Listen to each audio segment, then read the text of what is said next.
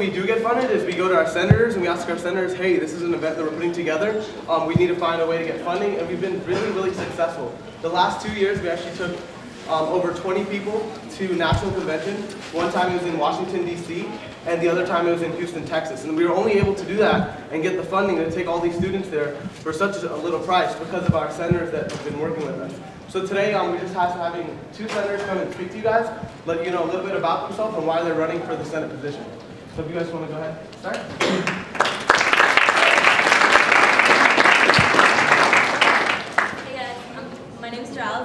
I'm kind of sick, so if you guys can't hear me too well or whatever, that's because of that. And this is. I am Atancio, and I'm the senator for the College of Medicine, seat 1. Seat 2. So what we're really pretty much coming here to talk to you about is a little bit about SGA and Senate as a whole. SGA is, SGA pretty much comprises of 3 branches. It's kind of just like the government in the United States of America. There's a legislative, judicial, and an executive. So within those 3 branches, if you ever want to get involved in stuff, there's a lot of ways to do that. Right now there's mentorship programs that are starting.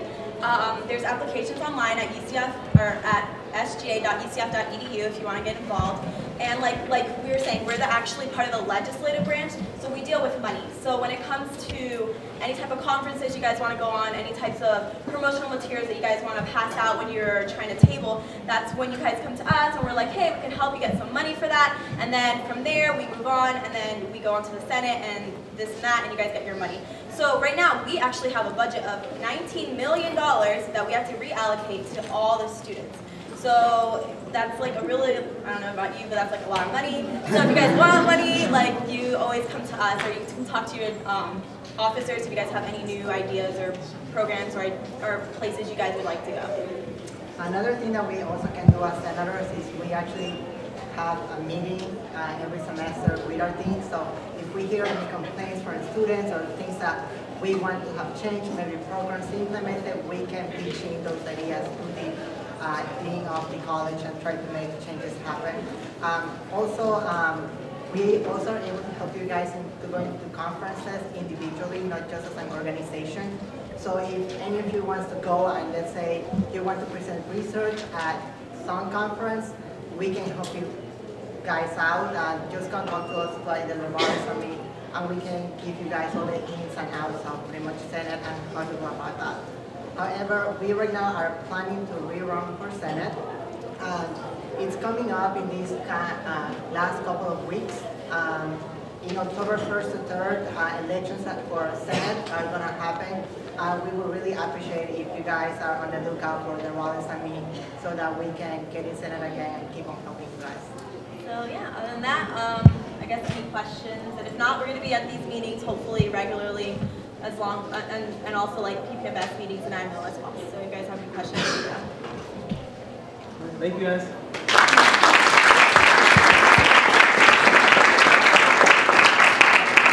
Again, like I said, they do a lot for us. They really help our organization with funding and with advancing and doing new events.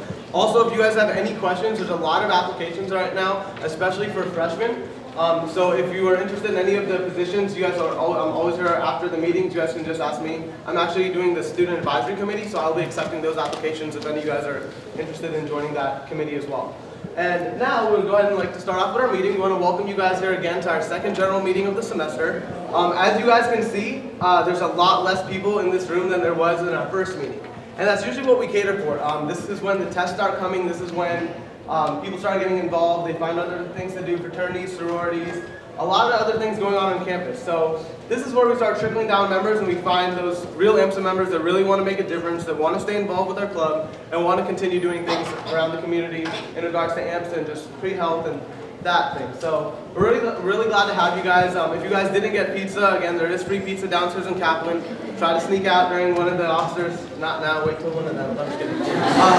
Yeah, but it's great. Glad to have you again. I'm going to go ahead and start off with our announcements. Coffee with the Com is scheduled for October 18th. That is one of the biggest AMSA events and one of the most, I guess you say, rewarding events. Coffee with the Com is basically coffee with the College of Medicine. We take AMSA, the pre-med AMSA takes 100 paid AMSA members to the College of Medicine. We drive you over there, we have a presentation, we actually buy donuts and coffee, and you'll hear from an assistant dean or one or two professors from the College of Medicine, and they'll talk to you about how to become a UCF College of Medicine student, how to get involved in the community, how to do a lot of things just to get to that point. Also, when you're there, you'll be hearing from different medical students that will give you their opinion on what they did. The best thing that I love most about going to UCF College of Medicine is that 20% of their class last year was UCF students. So they tell you, hey, take biochemistry, because it's the hardest class that you'll take when you come to med school. So those are the kind of little things that we really enjoy going to that event. Also, one of the best things, again, about the event is after we have an hour discussion with their assistant dean and maybe one or two professors that will come up in the front of the room and speak, we actually get broken into groups of 10 to 15, and you get your own private tour from a medical student around the College of Medicine. So they show you their anatomy lab, they show you their lecture halls, they'll show you exactly where they go do the group studies. The little perks about being a UCF med school, being a UCF med school student is just how they record their lectures and they present. They have one little thing that they have is they have a TV outside of every lecture hall, so you can actually time to when the professor's going to turn his back, so you can sneak in class if you're late. Like, they don't want people interrupting class. So little things like that, the UCF College of Medicine, they put into the med school, and we'll definitely be learning all about that. Again, that event is going to be happening October 18th. Only the first 100 paid AMSA members that email Brad at secretary@premedamsa.com will be able to go. They just limit us at 100 spots. I'm not sure if you guys know, but they have a lot smaller classrooms because, again, they are a medical school. So that's one of our big events. Again, we really encourage everyone to go. Try to sign up as soon as you can. If you haven't paid yet, definitely get paid, because, again, this is one of those events where we have to differentiate between the AMSA members that are paid and unpaid, since we have a limited space. So again, Coffee with the Tom, we hope that everyone can be there. Again, transportation will be provided. All right, and another exciting part about today is we're going to be introducing our new director and chair positions that we recently interviewed. I can honestly say that when we sent out these applications, we did not expect to get such an amazing applicant pool that we did. We received over 95 applications for, I believe, 36 positions.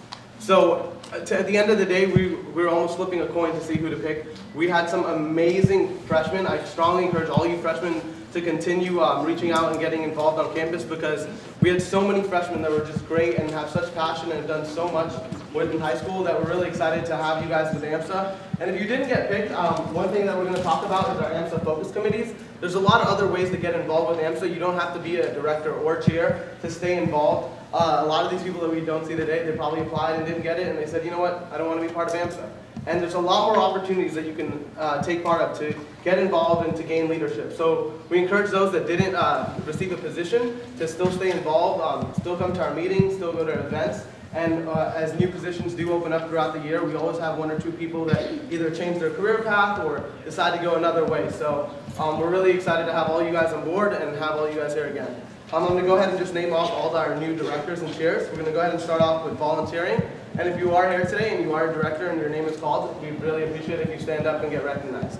We're going to go ahead and start off with our volunteering directors. Our volunteering directors are Alicia Frisley, Heather Klickfeld, Jais Emanuel, Joanna Ars, and Robin Tabillo. If you guys are all here, can you guys please stand? And these are your volunteering directors.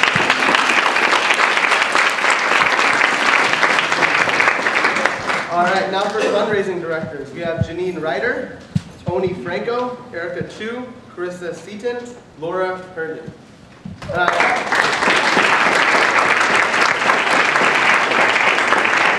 I apologize for butchering anyone's names. I do apologize. Meet me after and let me know, and I promise I won't do it again. For our academic directors, we have Jacob Sambrusky, Ben Babchuk, and George Giuliani. If you guys could stand. For our newsletter directors, we have Double Kamar and Alyssa Toledo.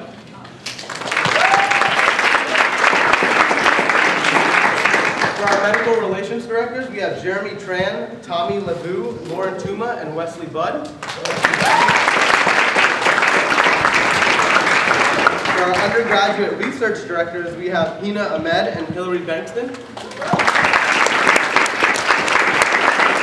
For our public relations directors, we have Sharana Rador, Ashley Smith, Matt Hanley, and Nick Roman.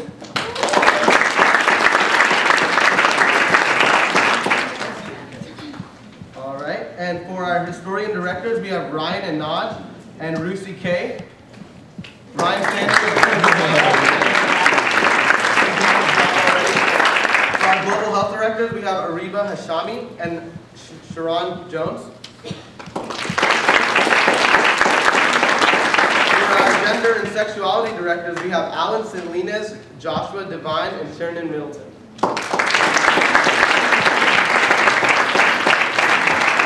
For our reach directors, we have Andrea Siguenza and Maria Barrera.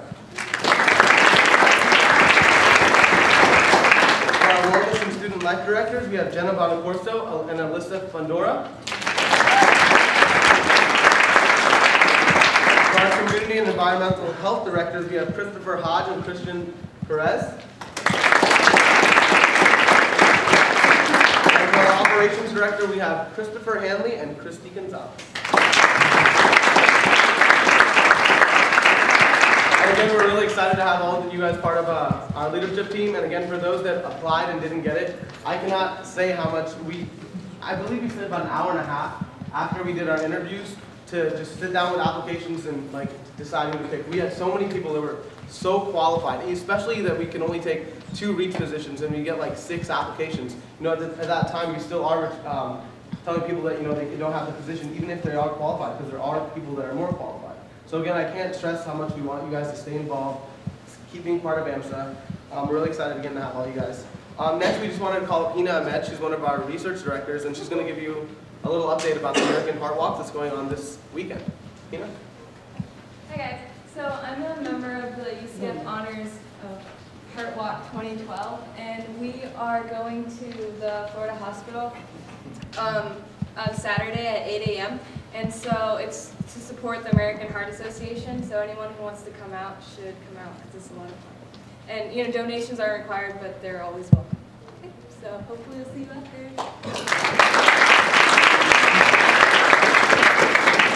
All right. Thank you, Hina. Also, one thing that we want to mention, next meeting, something that we're going to be doing, just not to throw it at you, next meeting, we're going to be starting committee focus groups, and what these committee focus groups are for is we had a lot of people that applied for a lot of different positions, such as volunteering, a lot of people who applied for gender and sexuality, and the reach positions, and fundraising, and all these other positions. So we're starting these new committees, and what these committees are about is we have a diversity committee, and that diversity committee is going to be putting on one big event for every semester. So next meeting, you guys will see all of our different committees, and we really encourage you to sign up and be part of these committees. These are the committees that are going to be creating new events, and we're going to be having our directors as well as all the different officers chairing those committees.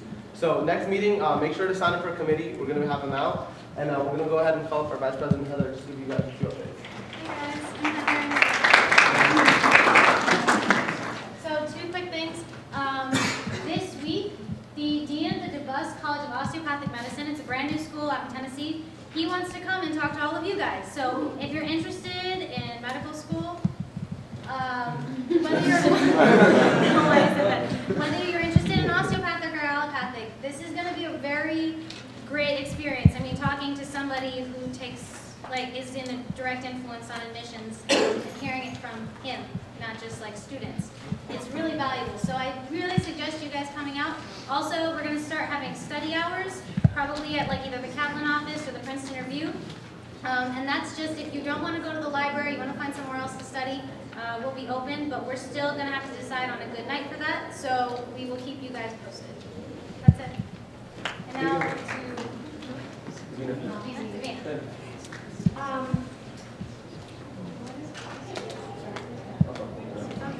I don't have any announcements, just basically if you guys are interested in any specific types of like articles, you have any topics of interest, you can just send them to my email address. It's chiefofstaff@premedamsa.com. It'll go in our newsletter, and you can write. I can help you. Our directors can help you. It's just to get, you know, if you were interested in a newsletter, you weren't able to, interview for that position, you'll be able to just, get your word out there about whatever you're interested about. And also for pictures about what she was saying was, a lot of people have asked about, hey, I can't make it to the meetings. How do I get points? I can't make it to this event. How else do I get points? So by submitting an article for our newsletter or any pictures, you guys all get the newsletter. It's that, I believe it's orange this year. It's called The Pulse. Get it, The Pulse. Anyways, so that's our newsletter that we give out at every meeting. If you submit any pictures or any articles, the pictures will primarily go on our website, but if you submit any articles, we'd love to have those in our newsletter. And again, you will get points for that. So that's a great way to get points. If you can't make it to an event, can't make it to the meeting, great way to get points. What are your friends? Alright, hi everyone, hope everyone's had a good day today. The only thing, two things that I have up, our big volleyball tournament we have every semester. It's 27th of October, it's really ahead in advance. The reason why I'm telling you it now is because we want a big turnout. You know, in the past we've had, just the directors come, but I want everyone to come, get their own team out, have fun, and stuff like that. It's gonna be like a Halloween theme, visit your Halloween. It's gonna be a really fun time, great Saturday to spend with friends, make friends, stuff like that.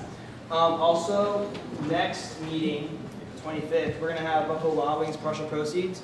So come hungry, come to the meeting hungry, go eat, spend your money, so we get money.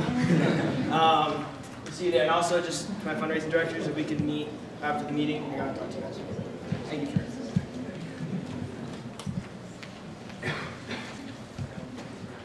Hey guys, so as you probably know, we have foster tutoring every Thursday, 4 to 6 is about the time frame you should keep open, although with traffic we usually get back around 6:15, so keep that in mind.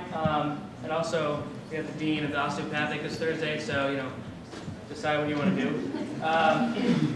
Also, I talked to Jerry at Florida Hospital. He's going to save certain spots open for AMSA members. To volunteer at Florida Hospital, you have to go to this orientation this Thursday as well, 6 p.m. Florida Hospital East Campus. If you're interested in that, let me know. Come see me after the meeting or sometime during if you have to leave early, or email me so I can let him know you're coming, and we can talk about what kind of things you can do in the hospital, because it's volunteering and sometimes you get to shadow at the same time. And then I'm going to be starting a 5K committee. If you want to talk to me about that too, we're going to put on a 5K fundraiser for, well, we'll keep the details a surprise for now. That's all I got. Okay, hello everybody. I'm Josh. I just realized some of you might have never seen me before, so it's weird, like, who's this guy standing up here talking? I'm Josh, I'm your Sergeant at Arms. What I have to talk about, if I can just go back to a couple things they said real quick. Go to Coffee with the Calm and go to the volleyball tournament. Two of the best things I ever did. They're awesome, so do that. And my event is going to be at the Arboretum cleanup. For those of you who don't know, the Arboretum is an area behind campus, and it's very woodsy and nice, and nobody ever knows it's there, and it goes underutilized. Anyway, it's on the other side of campus, so this is it right here. So Garage C is like right here. We're in here in the middle of campus. This is Garage C, D, the towers, all this stuff over here. So that back side of campus, the Nature Pavilion is like on the other side of Gemini, tucked away in the woods. You can zoom that in somehow. For those of you who were at the road cleanup, Adopt a Road cleanup, this will be a similar thing where you're going to go out there. So this is Garage C. It's out there in all these woods. UCF owns all that. There's a bunch of trails out there. So we're going to go out there and clean it up. It's a lot of fun. For those of you who did Adopt a Road, it's going to be the same thing. Also, if you're interested in the running group, this is where we're considering doing it. So come out there to check out the area with us if you're interested in the running group. And I think that's it for me. Also, I just want to mention, it seems like we're not doing a whole lot. Like, oh, I only have one event this time. It's going to start picking up. When we start, our directors start creating events, it's going to start really picking up, and there's going to be tons of events. So, all right. Thanks, Friday. This Friday. Yeah, that's Friday. Sorry, this Friday at 2:30. Also, just wanted to let everyone know our website is up and running, www.premedamsa.com. If you go on the media tab, everything can be found. You can find our newsletter, you can find our agenda, the event sheet. Everything that we hand out at a meeting can be found on our media tab. So also a lot of opportunities such as the volunteering at Florida Hospital, all those applications, a lot of volunteering around the community. There's applications there. There's no need to go Google search it. Just go to our website, click the media tab, and all of our information, everything that we hand out at the meeting is all there. Also, if you click on, if you just look at our homepage, all of our new announcements will be on the homepage. So if you ever miss a meeting, no need to email one of the officers letting them know you missed the meeting. Just go on the media tab and just get everything that you would have gotten if you were here. And of course, we're going to be recording all of our meetings for people that have to miss the meeting if we have great speakers, which today we do. So I'm really excited to introduce to you guys. We have I believe 6 or 5 UCF College of Medicine students that took the time out of their day to come and speak to us as Pre-Med AMSA and to just talk to you guys a little bit about their journey to medical school and how medical school is going for them now. One thing cool about this is we have a returning AMSA officer who I believe was Sergeant at Arms about 2 years ago, my freshman year, so 2 years ago. And he's back with us, so we're really excited to call the College of Medicine students to come up and introduce themselves and form their panel.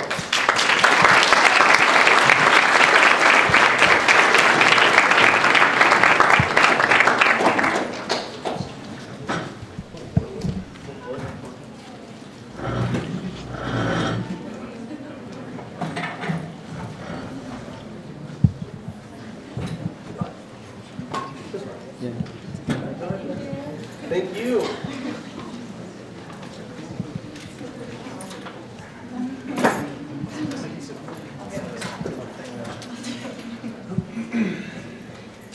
If you could just go ahead and start by, we're just going to have every College of Medicine student introduce themselves, and then we're just going to go ahead and have you guys tell a little bit about yourself, and then just go straight into Q&A.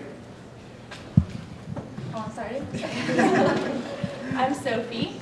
I guess I actually went to UCF for undergrad, but a really long time ago. I graduated in 2008, and I did grad school in Tampa at USF, and now I'm a second year. And Sophie's Canadian. Yeah. My name is Ram. I came here for undergrad too, and I was Sergeant at Arms or something like that for AMSA. And yeah, I was a super senior, and I graduated in 2011.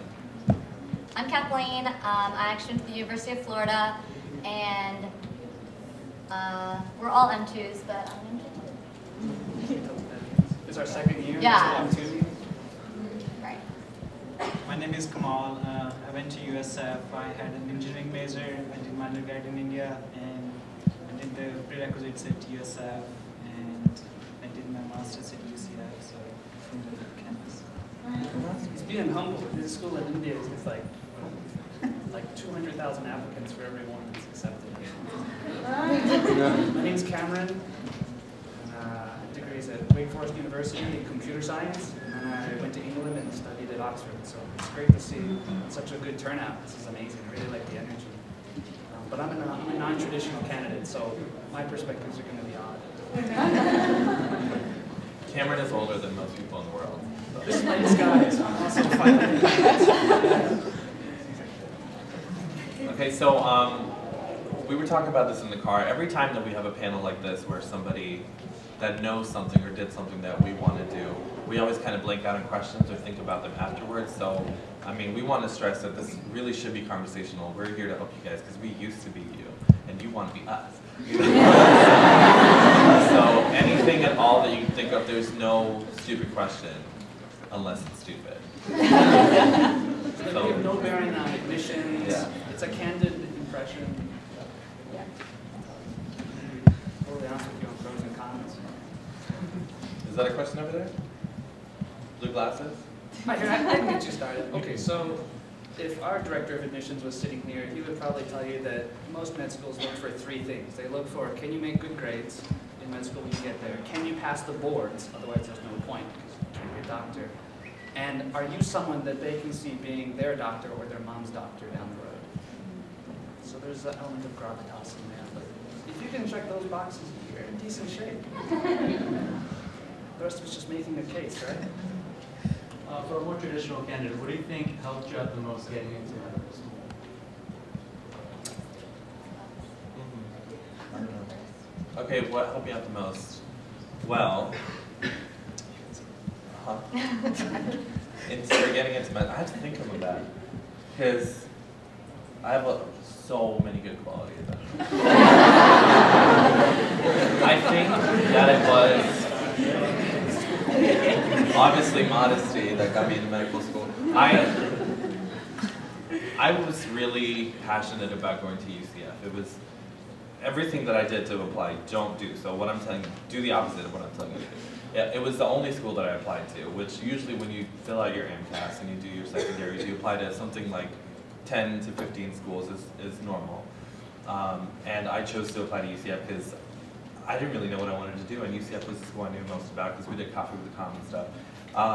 And so I was really passionate about going there. I had a chance to see it. I knew some people, some faculty, and they could probably tell that I was really passionate about UCF, you know, and I think that you have to know why you want to go to medical school. Like, everyone wants to help people, but what sets you apart? What specific kind of person do you want to help? Do you have a story that will back up the fact that you want to help people? Because when you get tired in medical school, what is that one thing about you that will keep you going on, you know? And I'm just saying words, because I don't really know. I don't have traditional. I definitely think, I mean, I've seen a lot of people, because when I applied, I feel like, and me being an AMSA, I was super overwhelmed applying because like the AMSA UF same as like there's a ton of people. So I thought, I'm like, oh my gosh, what's gonna set me apart? Because that's what everyone says. That really frustrated me. Applying, everyone's like, well, just be yourself. And you're like, well, I'm the same as the 200 other people here in the room. You know what I mean? I didn't do anything insane. I didn't, you know, cure cancer. I felt like, I don't know, a lot of people have a really passionate story. And you don't have to have done something, you know, like Cameron, you know, like I look at me and Cameron, I'm like, oh my gosh, Cameron's like been all over the world and things like that. You can't, and that's the hardest thing to do applying, you cannot compare yourself to other people. Because, I mean, I've seen a ton of my friends who didn't get in the first time, that got in the second time, you know. So I think the big difference is when you write your personal statement, that's a huge thing to most schools, your personal statement. Because even if you don't, like I didn't have, you know, something, a lot of people write about something maybe tragic in their life that happens and things like that. I didn't have some of those things that I thought, oh, that's going to help that person. You don't need that. All you need, I think, is for, you know, the things you've done. I'm sure you've done something, you know what I mean? You have to really just let those things shine, because I think if you sit and try to make yourself into something else, definitely never, never, never lie on your application. Because, like, I don't know, I feel like those things always come through. I've heard the most horror stories about people lying in their application. So definitely don't lie if it's not true. Definitely, you know, be humble. I think that's what a lot of people who got a ton of interviews and stuff, you know, they'd go in and you could even tell, like I'm sure at all of our interviews, you could tell when people were just, you know, way too cocky and things like that. So, yeah, I think from a traditional point of view, just maybe try not to compare yourself to other people. That's definitely, I think, what psyched me out most about the process. And I think there's things that, you know, don't necessarily lend themselves to traditional or non-traditional. Like, any way you can demonstrate, you know, what a day in the life of a doctor is like is a big deal. Like, the road is arduous, and if you have any sense and you can be happy in any other profession, do it. Because this career path will kill you. But so it sounds like your officers did a great job putting together some opportunities to shadow and volunteer, like at Florida Hospital. That's a winner. Anything you can demonstrate that says you understand what the lifestyle is like, and it's something that strikes a chord in you, though I want to go down that road. I think that's a terrific thing to put in your personal statement and get across in interviews too. Either one of you guys were like biomed or microbiology, right? Yeah. Which do you think helped you so far in that school concept or work with like what or like how much it was, or is it not even comparative? Yeah, it's a lot different because, well, and you guys here, I know there's people in our class, none of them are on the panel, but who did a major here. What did like Sam do? What's his major? M&M. So that's, everyone knows here that's microbiology, molecular biology, right?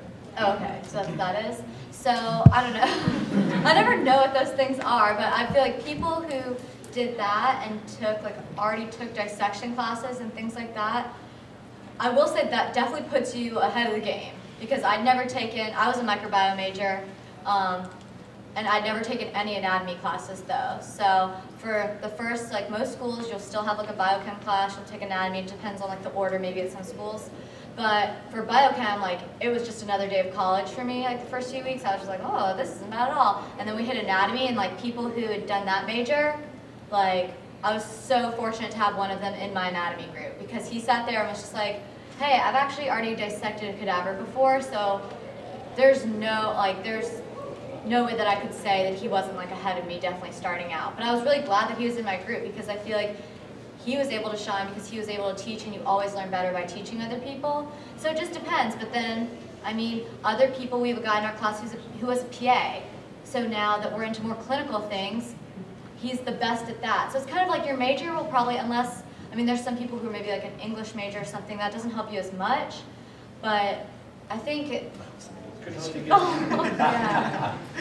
But I think, like, you know, it depends on what you were. If you're anything kind of related to medical school or have any background in anything, it will help you. And the people who were that major definitely, I think, had a step up. Like anatomy will help you for sure, biochemistry will help you for sure, physiology will help you for sure, and then probably loosely statistics. Histo, histology. Do they teach that? Yeah. Yeah, and even if you don't have any of the major, like I had an engineering major, I only took Bio 1, 2, I don't think that's necessary to apply to medical school because I just wanted to get accepted. I didn't care about doing the whole undergrad again. So you might start off a little behind, you don't know first couple of weeks what's going on, but you can pick it up with your friends and you can ask questions. So at the end of the day, at the end of the year or module, you probably know as much as everybody else does. Somebody who's taken it before, they do it twice, and you have done it once, but you're at the same stage after that. So. If you work hard, you can catch up to people by the Christmas of your first year. If you work hard. It's not the end of the world if you never took those choices. And there's only so far that your undergrad can help you out in your medical education because, I mean, when you get to medical school, man, you're going to hear the same phrases over and over again. And one of them is, it's like drinking out of a fire hose because it really is. Like the amount of information that we've had in this first 5 weeks is astronomical, like textbooks worth, you know? And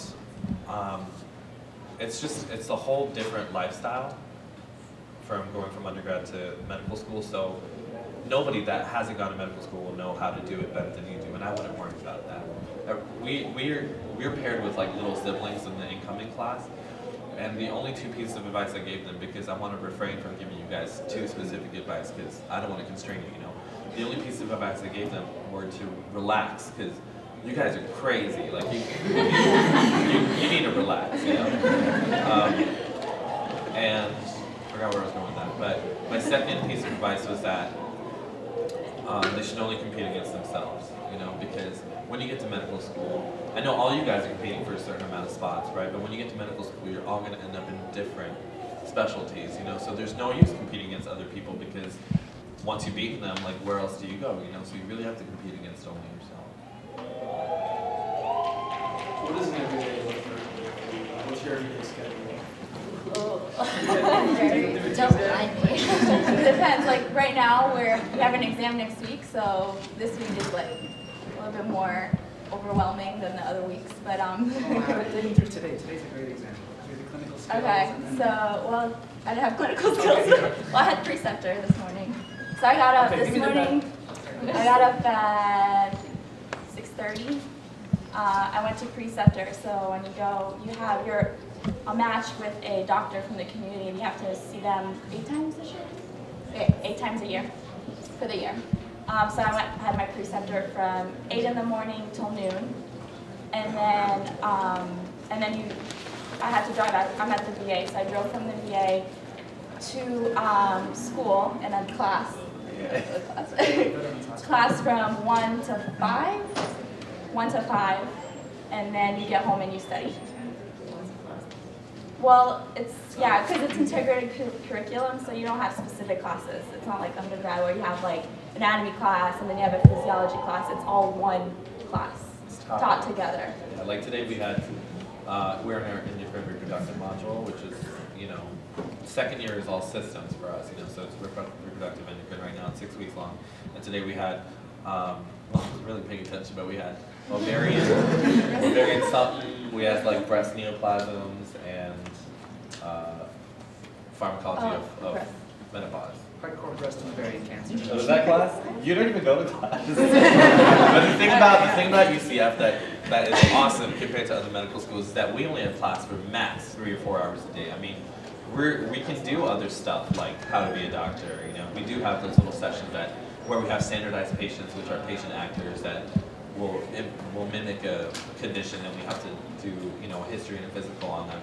But otherwise, we're in class for 3 or 4 hours a day, and that's enough for us. You know, we're exhausted after that because the fire hose thing. You know, yeah. But for some reason, we still score better on our steps than schools that go to class for 8 hours a day. You know, because how much can you really learn if you go to class for 8 hours a day? You know, you reach capacity after a while, and they know that. You know, they limit their PowerPoints to like 40 slides most of the time per session. Yeah.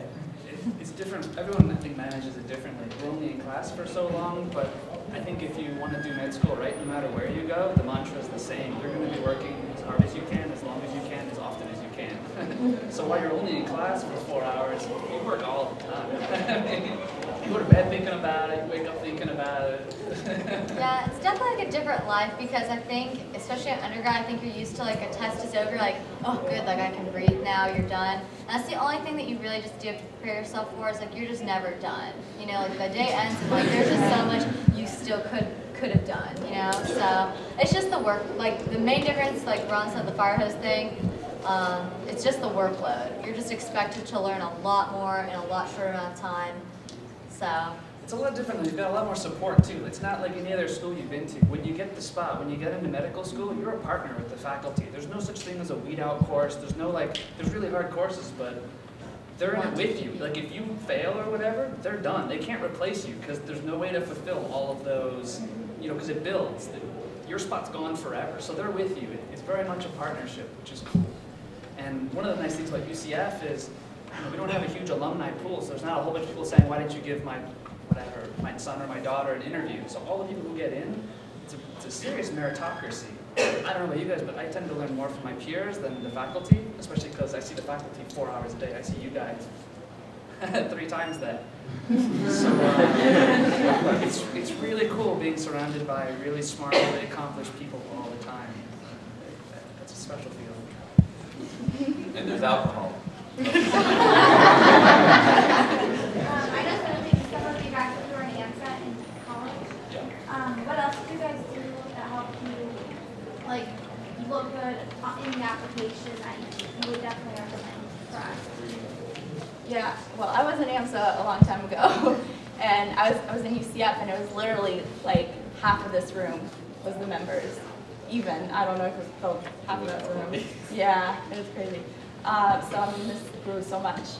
That was in like 2007, 2006, 2007. I'm giving away my age.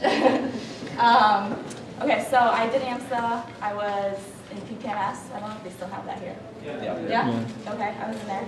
I did Florida Hospital residency, like where you, I don't know if they still have that here too, where you go in, it's the residency program and you go and shadow the residents. It was a pilot program there, so it was Florida Hospital. Volunteered at Arnold Palmer Hospital. Then I applied to med school and didn't get in. So it will happen. Don't get discouraged. It could happen. So don't get discouraged if you don't get in the first time. Took me 2 tries. Yeah. The second time I got four acceptances. So it's no indication of like how good a candidate you are or how good a person you are. I mean, nothing important about me changed. And suddenly, I got my application in early the next year, 4 acceptances. Yeah. I was way too late. I applied in November. Like, I just like shot myself in the foot. Like, but I applied in November, so it was way too late. I didn't get in. So I was like, oh my God, what am I gonna do? My life is over. This is what I wanted to do. Like. And so I decided to go to a master's program. So I did a master's program in anatomy, which was amazing because when we had anatomy last year, I just rocked it. I knew what I was doing. So gave me experience. Then I didn't want to apply right away. I just wasn't sure if I really want to go back to school. I just did a master's program. I was just like over my head with school. So I decided to work. So I worked in a hospital for 2 years as a scribe, which was an amazing experience if you guys get a chance to do that in the ER. And so I did that, so I had a clinical experience, and I applied and got it. So my road was pretty long, but I would never take it back for anything because I had so much good experience from it. How old are you? Longest story yet. That's what I did. I want to add to that too, or your question, because yeah, I did AMSA too, but I was also in MAPS. Yes, which is for people like me. And I was an English major. I had time, you know, I had a lot of AP courses, so I had like, I was an English major and a psych major, so I had those 2 degrees too, in addition to having that. And I did no research because I hate it, and I still hate it. And they force you to do it in med school, and so I'm gonna try and not do it for as long as, until someone notices, you know. I haven't even bought health insurance, like I should get. But,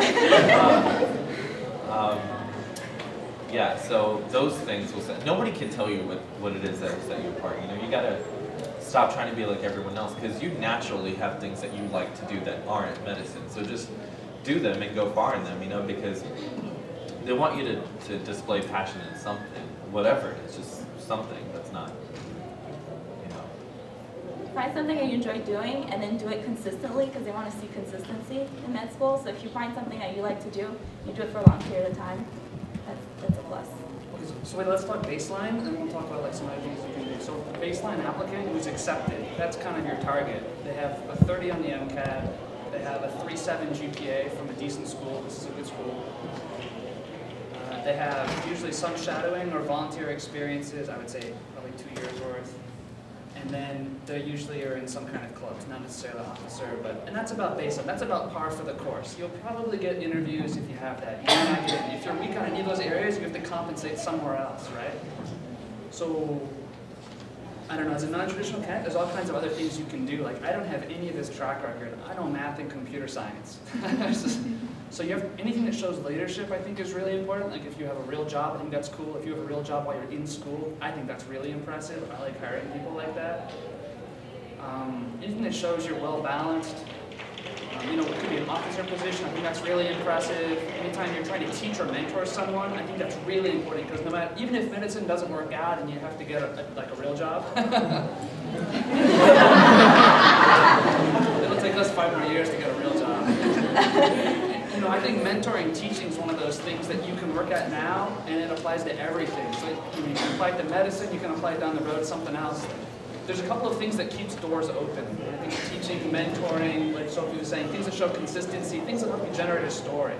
You know, specifically to medicine, as a non-traditional student, like I had a really good time traveling the world. Like I would say, live your life, because once you start the track of medicine, like your life's on hold for 7 years. Through residency, like you're just going to work really hard. You'll have fun, you'll have time, but it's a different kind of fun. It's the kind of fun that makes you smile when you wake up in the morning. But like if there's things you want to do with your life, go do them now. Like I went to 45 countries and 5 continents around the world. I saw everything from dengue fever in Thailand to giving like vaccinations in rural Peru to broken toe in Laos to my friend broke her back sailing in Croatia. I mean, there's a lot of really interesting, unconventional ways to get some really compelling, you know, personal statement stories and still do what you love and live your life, so that when you start the gauntlet that is medical school, you have like a whole arsenal of good memories and wallpaper to keep you occupied for a while. Yeah. But definitely live your life. I mean, the passion will come across for sure. I think that's really important to get across in your application. Med school's not boring. Don't take us the wrong way and think that, man, there's like 7 years of work that I got to do until I can finally start on it. Like, I mean, I'm interested all the time. It's super cool. I mean, in the first year, at the end of the first year, I can walk into any room and give full history, physical, family, social. I can do heart tests, pulmonary, GI, neurology, musculoskeletal. I'm only 1 year into it. Like, it's amazing. I go see people, my preceptor just sends me in the room and I give them like really good advice. I come out and I present the patient. And I've helped people with kidney problems that were missed already my first year. And you guys are awesome. You're only 1 year away. It's really exciting. Like I work way hard. Like before I came here, I ran e-commerce for Office Depot. It's a $7 billion operation. And I gotta tell you, I work harder now, but it's easier. The volume is really tough, but it's easy. Like it's just volume. There's nothing hard about it. you just sit down until it's done. Cameron is better than all of us. But like you can totally have a life. Like I launched a business last October. Like you can have fun, you can date people, you can have a really good time and still make A's. You can do research on top of all that too. It's totally possible.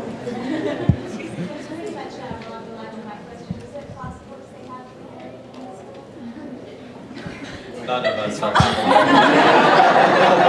But let me tell you, there's something about our school. I don't know if all schools are like this, but they really like older people, like, and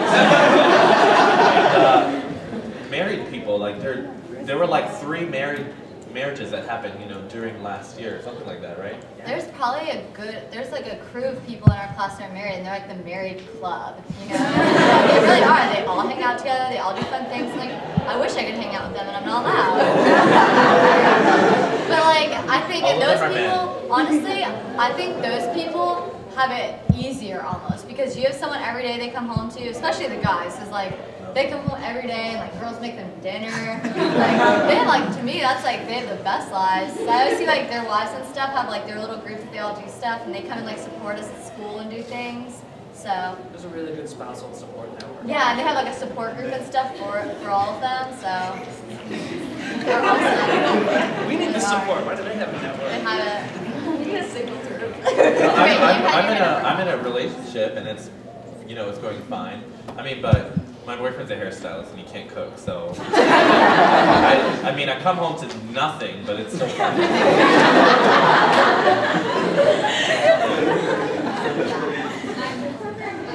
My question was about the master's program. I kind of find myself in a situation where I'm ascribed to, and I've been doing it for a couple of years, and I feel like clinically, I love it. Yeah. Clinically, you know, you're ahead of everyone, and you know these things, and it's a great experience. But you know, I kind of ruined my science GPA, so I was thinking about the 1- or 2-year master's in sciences program, and I was looking into the USF one. So if you could kind of just like talk about that and explain if you really thought it was, you know, worth the money, you know, worth it to do it as opposed to traveling the world. Of course. Yeah, no, for sure. Yeah, if your GPA is suffering, or that's a great way to boost it up, for sure. I know they changed it a lot at USF, the program. When I went, I know they changed it from then, but I highly recommend the anatomy program. They only accept, you have to apply early because they only accept like 20, 25 students. Highly recommend it because you're going to get so much knowledge from the first year, just the first year of med school. Like pretty much all the classes, you get histo, embryology, anatomy, a little bit of physio. All those classes we took first year, so it's going to help out a lot. Do you think it helped you for admissions? For sure. Really made you look? For sure, yeah. That and the clinical experience. Yeah. Yeah. If you're going to do a master's, I would say choose a different school so that now you've got both options, because both schools now will be more likely to accept you. I would say pick the state that you most want to practice in, or that has a good selection of medical schools that you think would be a decent fit, so you establish in-state residency. So you're going to go there, you're going to get the master's, which helps sets you apart, hopefully improve some GPA, and then you'll also be established in the state, and now you've got 2 options. You've got UCF and whatever school you want. So pick up a master's program that definitely has a med school that you want to go to that's like within your range.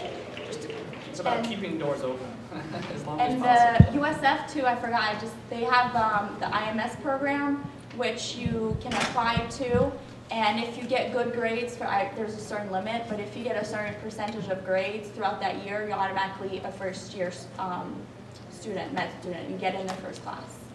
So look into that. I think it's interdisciplinary medicine something.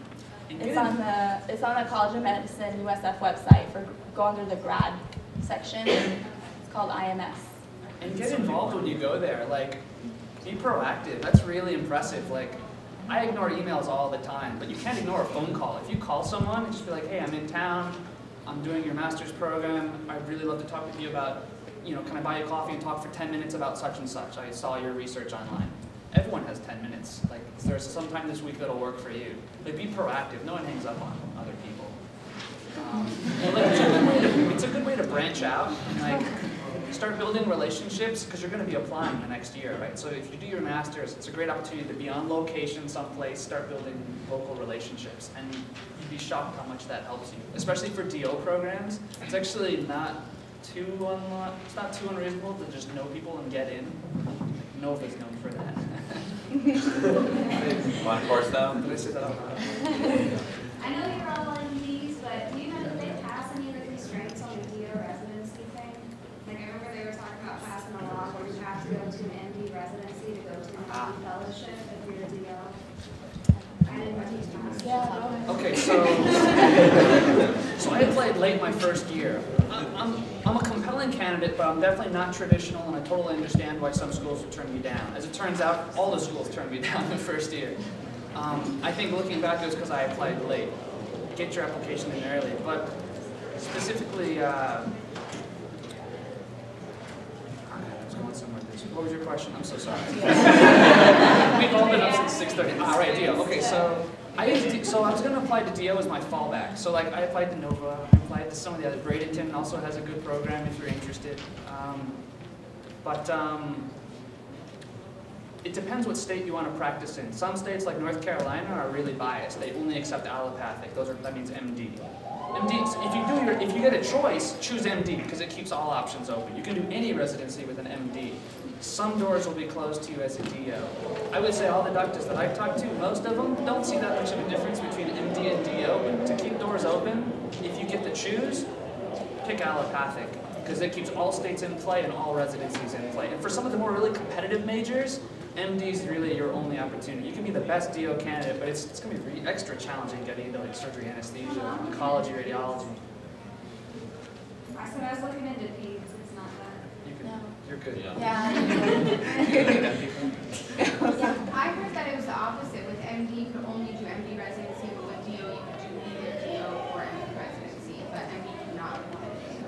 Yeah, I heard that. as a DO, you can apply to both. So after in DO, you can take the DO, it's complex instead of step 1 that you take for MD. So if you take step 1, you can apply to MD for MD. But I think some of the programs that for MD candidates over DO. Right, and I just hear that, like, obviously the DO is applying to an MD residency, it is going to be really hard to get into it, but they do have that. But you can apply to both as a DO if you take both exams. I know some who've been very successful. I have a friend who works in Memphis, Tennessee as an anesthesiologist, and he went to Nova. He's a DO. He's awesome. He's doing great. So you can still make it work. I would definitely pick DO over the Caribbean if you have the choice. So to keep options open as me, I would choose any allopathic program over DO, unless you wanted to go family med. If you're like 100% sure you want to go family med, there might be some rationale to choosing DO, but it closes some doors.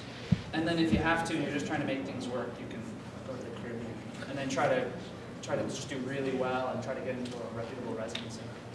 Why would you choose allopathic over osteopathic? Like, why is that for sure, like, that's what you should do and then you should get? Like, what makes you feel sure? I think it's because we could. For example, well, I had the choice. So I got into UF, UCF, FSU, and Nova, and it was a really hard choice. So Nova's very good. You know, I think Nova, if you're going to go do a DO program, do Nova. I think they're the best DO program in the country because their faculty write the DO boards, which is awesome. You're going to be taught by the people writing the DO boards. Osteopathic's interesting. There's a little bit of holistic medicine involved, but you tend to get shunted more towards family medicine, you tend to get shunted a little more towards internal medicine, and it's really hard to get into the competitive specialties. And that's fine, and if you're convinced you want to do peds, that's great. General experience suggests that people change their mind 2 to 3 times on what specialty they want when they get to med school. So if you're just trying to keep options open, it's nice. Why allopathic? I can do any residency in any state, pretty much. I mean, if there's an to my knowledge, there's no allopathic specialty that's not also offered on an MD by another MD somewhere else. But And if you want to travel internationally as I'm a student, you can use MD degree anywhere. As a DO, there's only very few countries that accept you. So if you can get into MD, become an MD. If you don't, then I would say become a DO. I applied to DO schools too, just as a backup. So it's not like at the end of the day, if you are a family medicine doctor, MD or DO, you get paid the same by the insurance company. You do the same work. There's no difference. It's just your degree is different. Most patients don't even know the difference. Yeah. Most people don't even know. Way in the back. I was just curious, if you have like a lower MCAT score, what would you guys suggest like to add to the application to like balance it out? Here we go. Higher MCAT score. No, I mean, if you have the option, then you should definitely take a Kaplan course and and then get that higher MCAT score because, I mean, it stays fresh for a while. And it's such a gamble to balance your application with other stuff because it's almost like your MCAT score and your GPA is kind of like your ticket into the interview, and then you have to rock the interview. You know, it's almost like it's almost like your invitation to get that first date with your medical school, because really medical school is being in a 4-year relationship with someone, you know, that is abusive. So like not having that right MCAT score, even if you're a great person, it's almost like just having bad BO, you know, because you won't get asked on a date if you have bad BO, even though you're a great person, you know. So to get that, BO is body odor, by the way, from health professionals. So MCAT, your MCAT score really is your ticket in, and everyone has their different answer for this, but it's really such a gamble to think about padding your application other ways when really your MCAT score is an indicator of your critical thinking capacity, and that's all you use in medical school. So I would really work on that. But I think too. I'm sorry? How low would you consider to like not apply anymore, just to cancel your application? I'm sure we'd all give different numbers, and I'm sure everyone on the application committee would give different numbers. But I'm gonna just say, for UCF, I feel like 25 is the lower end. 25 is exclusion for sure. I mean, a computer will take your resume out of the pool. I think a big thing too, if you have a lower anything, an enormous factor into the whole application process is the timing. Like if you don't get your application in early, unless you have like a 38 MCAT and a 4.0, it's a lot harder now because, you know, if you get yours in early, then they're like comparing you to maybe like 100 other people. If you're like, well, my personal statement's not exactly perfect, and I'm still, you know, I waited around to get my rec letters. Well, by the time you've waited maybe 3 weeks, there's a few thousand more papers on top of your name, you know? So if you have a lower score or anything, that doesn't exclude you at all. But you're going to make it even worse for yourself if you wait later into the game to then put your name in. So I'm biased. I think that's a huge mistake. A lot of people I know who didn't get it the first time, it's because, and most people will say this, it's time. You need to just get I know it's hard to let go of it and press submit. Once you submit that first stuff, then you need to do secondaries. And that takes a lot of time too, and you're going to want to proofread those. Like the whole process, you just need to get going on it, because the longer you wait, it's just the worse off you can be. So I'm biased too. I have a low MCAT. And if you talk to an admissions director, they would say, well, the MCAT's the best prediction of boards. There's a 52% of the variability can be explained by it. I'm like, I can flip a coin and cover 50% of the variability. That doesn't mean anything. But it's easy to measure, and it's easy to say these people scored high and these people didn't, and we're going to start here, because they're just flooded with applications. Is it a good measure? No, it's horrible. And they'll tell you it's wrong too, but no one has a credible alternative, so it's just really demoralizing. It's a grueling process. Yeah. When do you start the whole application process? Well, I mean, you guys tell us, when is the appropriate time to start your application process? When is the correct, appropriate time if you're a traditional student to take your MCAT? The summer between junior and senior year. Summer between junior and senior year is the correct time for MCAT? For applying. For applying. Yeah. But I would really recommend taking your MCAT in the spring before you apply. You know, so the spring of your junior year. Well, really, the correct answer is to take your MCAT when you're ready, but you really want to take it as soon as possible. Get those earlier dates, because then you'll have that score and you can just work on your application. It really sucks to have to think about your MCAT all the way through your spring semester. So really try to get those January, March dates. If you take it early, you can take it again in the same year. You don't have to wait for next year. So once you take it, it takes a month to get your score back, and you still have a couple of months left to study and take it again in September and apply in the same cycle. So take it in January or spring of junior year. So no one tells you that either, but the process is drawn out, and there's definitely a critical path. Like if you take it, like Kamal says, in February, or you have another chance to take it again in April, and then you'll get the grade back. The earliest you'll get it back is beginning of May. And then as long as you have the MCAT score back and you're happy with it going into July, you can be working on your personal statement. You have to have your personal statement done by July 1st, so that when application cycle opens up, you're done. You have all your you should all be doing your recommendations now, getting them lined up so that you can follow up with them after they haven't done it in 6 months. And then book book the Kaplan course if you need it, book the MCAT date so you know for sure you're going to get it at the location you want. Take it, then you have a fallback, get your personal statement writing in tandem, and then so on July 1st, you're done. You have all your recommendations in, you have an MCAT score that's doable, and a personal statement that you feel good about. Then you're just submitting it. And you're going to get bombarded. When you submit it, just do it to like 5 schools at a time or 4 schools at a time, because they're all going to automate it in an automated fashion, send you your secondaries back. And a lot of them grade you. They interpret how long it takes you to fill out that secondary on how your interest level in that school. So if it takes you more than like a week to come back, fill out your secondary, they think, okay, he's not very, or she's not very interested in my program. So if you do it in blocks of like 4 or 5 schools, and you fill out your secondaries and send it in, every school thinks that like you're the top school on their list. Yeah, because it's all electronic, so even your, like, I didn't think it'd be, because the people who I had rec letters from, I was like, man, they're gonna write me a bomb letter because they love me so much, but like, most of those people have other things to do, you know, so you really have to think forward, like, you have to tell them, like, if you need that letter by like, July 1st or something, you need to tell them a month before that. Like, you just need to plan everything in your mind, like, oh, if you need it July 1st, plan to have it done a month before, because there's so many things that'll get delayed along the way, trying to get all those different letters in and stuff, that's like a hard part. I feel like a lot of people, what sets them back, they're like, well, I'm still waiting this letter, they say they're writing it, and that's just gonna like drive you crazy. And while you're waiting for your letter, you can go to studentdoctor.net, I don't know how many you go there. You can find all the secondary questions for each school, and you can start writing down your answers. So while you're waiting for those things, so you can just do that thing in between, and by the time you submit your AMSA and MCAS, and by the time it's approved, so you already have the letters ready and your essays ready, and you can just submit really quick. Just because of time, 2 more questions, please. I'm sorry? What was that website?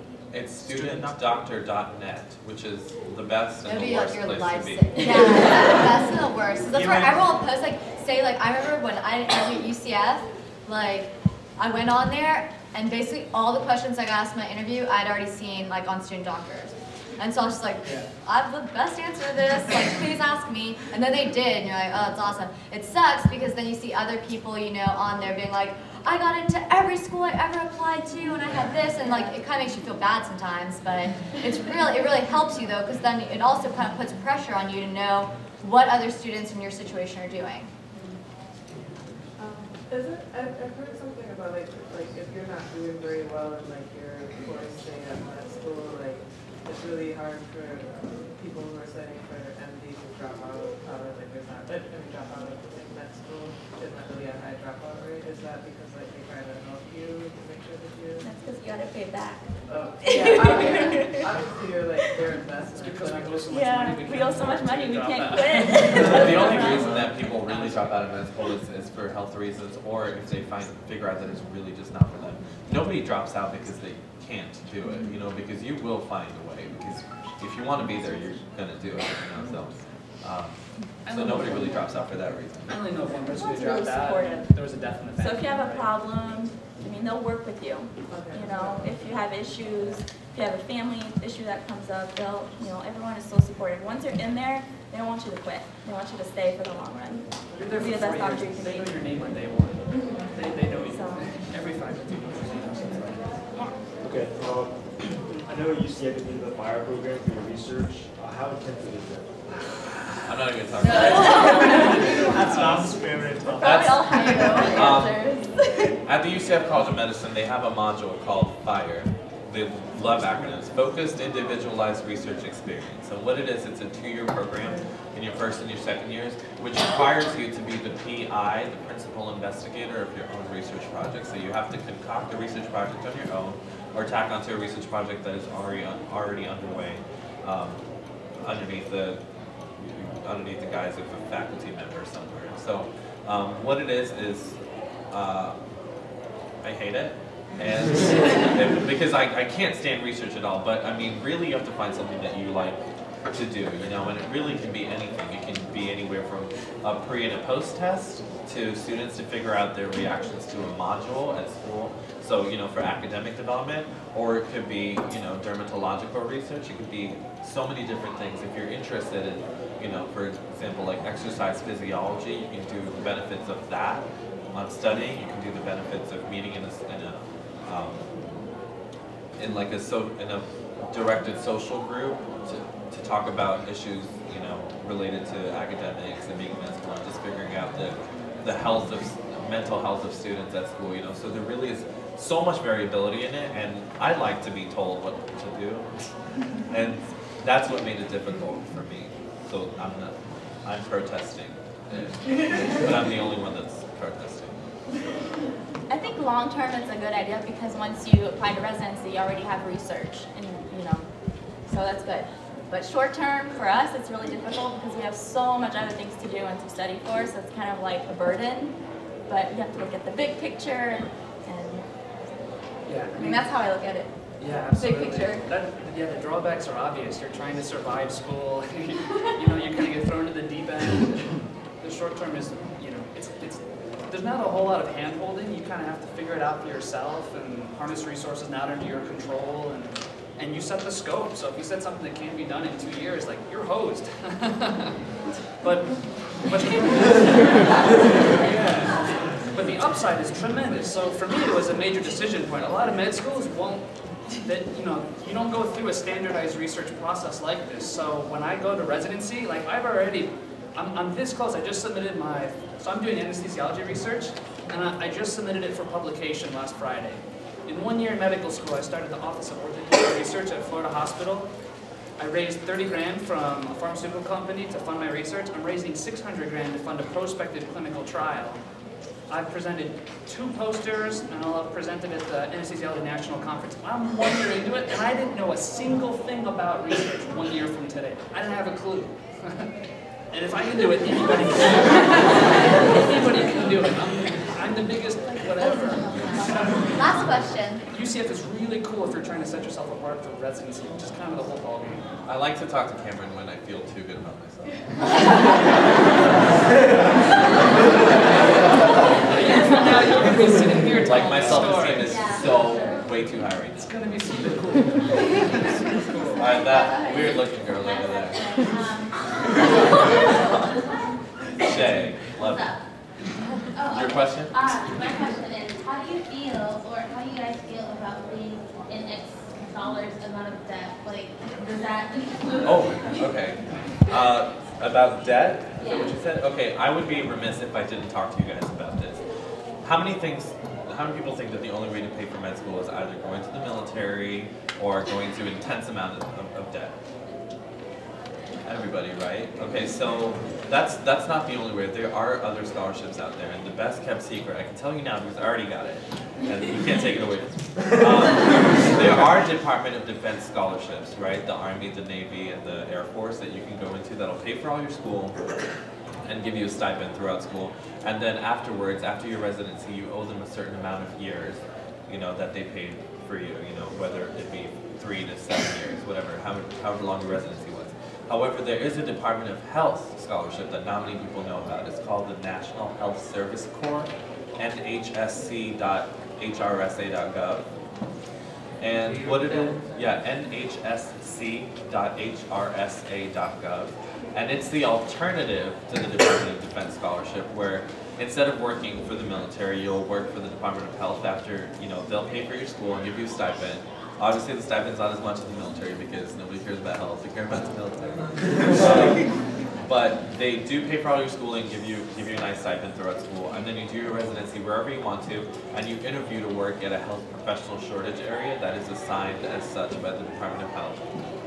You work there for 4 years, and then you're free of your obligation, and you never have to have loans, you know? And I did it because I like public health. The only catch to that scholarship is that you have to do primary care field, you know, and I know a lot of people, everyone comes into med school being like, I want to be an orthopedic surgeon or a neurosurgeon or a pediatric doctor, you know, everyone comes in and they all change after a while, but I'm passionate about primary care, and that includes internal med, pediatrics, OB-GYN, family med, and psychiatry.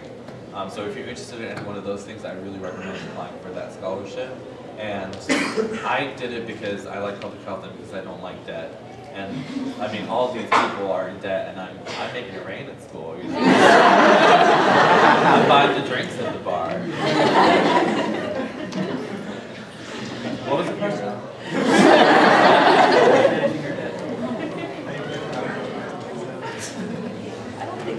All right, guys, if we could give them a round of applause for being here.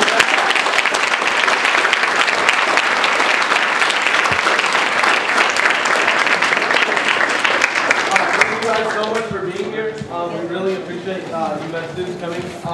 We just have, everyone could stay put, just a few more little announcements by our sponsors and by our officers. One thing that they did mention that I wanted to reiterate is that last week I had a guy that came up to me and said, hey man, so when I pay this $75, I'm only paying this $75 for a welcome bag and a t-shirt. And I said, you know, that's exactly what you're going to get physically. I'm going to give you a welcome bag and a t-shirt when I find out that you paid the $75. But they mentioned that you can't lie in the application. If you don't pay the membership dues for an organization, you are not a member of that organization. You can come here, you can be part of our meeting, you can hear from our speakers, but you're not a member of that organization. Last year as the treasurer, I was the one that was in charge of collecting all the dues. And this summer, I had someone that was applying while I was chilling at home. I was not even at UCF. I was called by some organization verifying that that person was an AMSA member because they were applying to medical school. Luckily, that person did pay their dues, and the person said that on the other end of the phone that, hey, we just saw on the resume that this person is an AMSA member, we just wanted to verify it. So a lot of people are, I mean, with you guys, like I know you guys are applying like to different leadership positions around campus or a lot of things in the community. If you are applying for that and you're putting down that you are an AMSA member, you have to be a paid AMSA member or that's considered lying. And I mean, again, we're not trying to get anybody in trouble. It's just something that we want to make sure that you guys know so that you do, you know, hey, I need to pay my dues before I do put this on my resume because I'm not a paid AMSA member. So that's something I just want to make sure that everyone understands. Also, one thing that they did mention was the MCAT that, again, we've been pushing for. One thing that I learned this summer while I was doing a summer medical program is that you have to think about this large pool of people all around the nation that are going to all these different schools, Harvard, Yale, USF, UCF, and the only way they could put someone on this one platform to decide is by the MCAT. Because you can't say, hey, that person had an A in anatomy at USF and that person had a C at Harvard, but hey, they went to Harvard, so let's take them because that C, they probably worked harder for that C than the A. No, hey, let's give them a test like the MCAT and let them show us, you know, what they have. Let them show us, like, you know, how much they actually know when it comes to science. And speaking about the MCAT, we have Kaplan that's just going to speak to you guys for about 5-10 minutes. Again, they gave us our pizza today. So if you guys can all just stay put, I know the meeting's long, but they're going to just come up and introduce themselves and tell you a little bit about their courses. So just, if you guys can all stay put, we really appreciate it. Thank you guys. Hey guys, I'm Allie, and I know I saw most of you at the last meeting, so we're going to make this real quick and brief. The reason I'm here, just 2 points we want to make. On the back of your agenda, there's actually a promo. Back to school for us is like the day after Thanksgiving. We do our best promotions now. So we're actually doing a $300 rebate off MCAT for getting you ready for 2013. Here's the thing, 2013 seems a while away, but if you want to take your MCAT in the beginning of 2013, January, February, March, guess when you have to start prepping? This month or next month? No, it's not the most fun thing in the world, but if you're going to prep for your MCAT, prep with the best discount. On top of this $300, only AMSA members, paid dues national AMSA members, get an additional $210 off. So this month, till the end of this month, you can get $510 off. You can see we're the only test prep company that added those additional 500 questions because we care about you guys and we want you to get the best score possible. Secondly, how do you know how much prep you need, or if you need to prep? We're doing a practice test. The date of the practice test here at UCF is next Saturday. AMSA has their very own sign-up sheet. It's on the Facebook, right? Also, wear your shirt so that way you can kind of represent AMSA. But we'd love to see you there. If you can't make it next Saturday at 10:30, then do one of the online ones. Take it seriously. Let's see what kind of score you have. The other thing I want to do is point out 2 people in the room on this side and 1 person over here. First of all, this is Erin. She works for us. A great benefit about her working for us, she's also a member of National AMSA, and she actually has, what's the technical term? How would we say it? Yes. I am your pre-medical regional director for Region 3, so I'm your national liaison. If you guys have any questions about where your dues go, what they're paying for, and what benefits you get back on a national level, in addition to all of the local benefits that I'm sure you've heard through this meeting and the past meeting, you can talk to me. So if you want to talk to her, she's in her office most Mondays, Wednesdays, and Fridays, 11 to 2. Come in and talk to her, ask her any questions about benefits you might have. Behind you in the blue shirt, he's not in his Kaplan purple today. We'll give him an excuse because he just took the MCAT last Thursday. So last week he was taking his MCAT. I'm putting you on the spot. He didn't really know I was going to do this, but we're really proud of him. The reason I want you guys to ask him how the MCAT went for him because he took a Kaplan MCAT course. Ask him how he prepped. He actually started prepping last year, put his class kind of on hold, and took it again this year. So we have great benefits like that for you guys again. And over on this side, I finally want to introduce, he's actually my boss. I had him out here today at UCF, and I had his boss out here. We were running around UCF because we have so much pride in UCF at Kaplan. We just see you guys growing, pre-med numbers growing every single year. So Kaplan really, really loves UCF, and we're here to support you guys. So if you have any questions whatsoever, please feel free to come see us. Does anyone have any questions? Maybe you want to put my boss on the spot. I kind of said if anyone wants to grill him, you can do so. We have a question. We practice MCAT tests. I've never seen one on a not Saturday. Is that possible? Do they have any? That's actually a really good question. We are trying that this year with GRE and LSAT. For MCAT, the reason we didn't do it is I know you guys are crazy busy in classes, but if it's something you guys want, it's something we could easily add, maybe a smaller class size, like a limit of only 45 or 50 people in it, and doing it at our larger center. We're across the street by Great Row and like Tenders, Moe's area. Maybe we could do one in there. So absolutely, that's a really good idea. Also, there are variable dates online if you wanted to take it that mode all throughout the year. Absolutely. But on a Saturday? Not on a Saturday. No. And if I could chime in on that, I would recommend taking it online because the MCAT is a computer-based test to begin with, and it's so different taking it on a computer versus on a piece of paper. It's completely different. You can do both options. And you can do both. You can take them as many times as you want. They don't go on your record, but they benefit you. But one thing I've heard people come back from the actual in-person test is it's really good at simulating the test anxiety you're going to have the day of.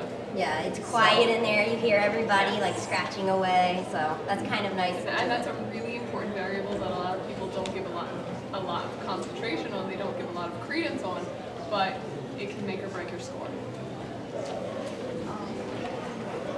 Where do you go to sign up for the one Do we have the Facebook or the link on the Facebook page? The AMSA link? We'll be putting that up today. It'll be on the Facebook page today. Or we can sign you up in the office. We'll be there. So, absolutely. That's my favorite question. We're in the office 11 to 2 weekdays. It's right across you guys all know where the old computer store used to be? For all you freshmen, the ticket services. Good way to say it. Where you get the Blue Man Group stuff. No. By Express Print? Do you know where Night Stop is? That convenience store? If you keep Downstairs walking down in that City hallway, you'll see us bright purple. By where? By the staircase, Yes. exactly. Keep You know- walking around the okay. staircase. Everyone knows where this is. Do you know where the printing place is on the first floor? There. Yes. If Keep you on keep walking. walking down that hallway, like if you're going toward Pegasus Ballroom, you'll see us on your left side. Also, I have some MCAT information sheets I'll leave on this table if you guys want them. They give you a little blurb about how the MCAT is scored, averages, a blurb about our teachers, and all of our course modalities on the back as well as our pricing. So you can see what the original was and the crazy awesome discount that you guys are going to get this month. And then I'm going to leave a couple of these. I didn't bring many because they are kind of big. They're, I like to call them cheat sheets. They're 16 pages long. They have formulas in them for organic chemistry. What else do we have? Just a little survey. Who's in Orgo 1 or 2 right now? This has, and I guarantee it, because I've already taken it, about 90% of all of the synthesis that you're going to need the next 2 semesters feel like. Now, I only brought a couple, but just come visit us in the office. Tomorrow, Aaron's there. So Friday, Aaron's there. If you want to come, just say, oh, I saw those things in the AMSA meeting. I'd like to have one of those. So it's a great resource for all of your classes. Again, tomorrow, 11 to 2. But thank you guys again. Oh, did you have a quick question? No? You sure? All right. Any other questions? We'll be around or downstairs. So we hope to see you guys throughout the year. And guys, if anybody wants what I just handed out, we're going to be downstairs in the next 10 minutes. Come down there. We'll be happy to give you one. Okay? We just only brought a couple samplings, all right? Thank you guys so much. And we have some leftover pizza. Not sure how much is left, but we brought it right outside.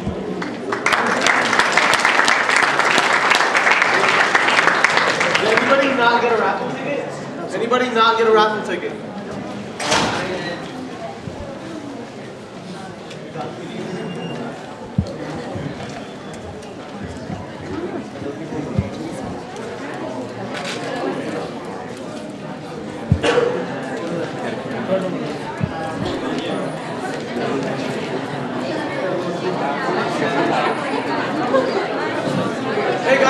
So, sorry guys, we're almost done, almost done. One thing that we just wanted to say is that last week we noticed that a lot of people had a lot of questions about getting to medical school and like a lot of questions about applying. Do you guys remember last meeting? We had all the different advisors up here and they were speaking to you guys. And we had a lot of people asking a lot of different questions about applying and like, hey, what do I need for medical school and that kind of stuff. So we took all those questions. We said, you know, why not have a panel of medical students from UCF come in and answer all these questions? Be a little more interactive, get the first-hand stuff from the medical students. So that's something that we're really excited to have a lot of medical students here. And then this is how traditionally all of our meetings will be. The next meeting we're going to have a physician that's going to be talking about their specialty. And also to let you guys know, we've already booked an osteopathic doctor to come in and speak about osteopathic medicine, as well as he's going to be bringing in osteopathic medical students. So I know you guys kept hearing about osteopathic research, osteopathic residency. A lot of people don't even know what osteopathic is. I didn't know what osteopathic was. We will have a speaker, a doctor that is an osteopathic doctor, I believe in October, coming in to speak to you guys. So that's something that we just do as officers. We like to, again, we do this for you guys. We like to have people that are interesting. The people that we had today were great. Does everybody have a ticket? Everybody got a ticket? All right, we're going to go ahead and get started.